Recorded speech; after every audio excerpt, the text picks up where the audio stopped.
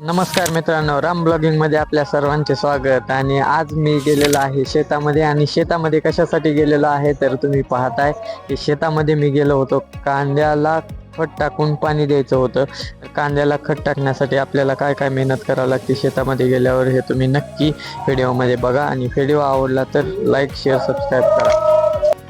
कांद्याला खत टाकत होतो. कांद्याला खत टाकताना बघा, आपण कांदा तर खातो सगळेजण, आपल्याला सगळ्याला माहिती आहे की कांदा खायला आवडतो सगळ्याला. सगळे जेवणाबरोबर कांदा खातात आणि कांदा सगळ्याला लागतो.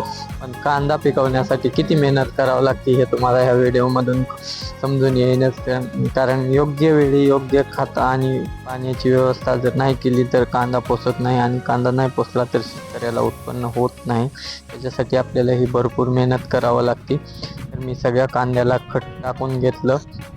आणि खत टाकून झाल्याच्या नंतर कांद्याला आता मला लगेच पाणी द्यायचं होतं, पण खत टाकायचं काय आवरत नव्हतं.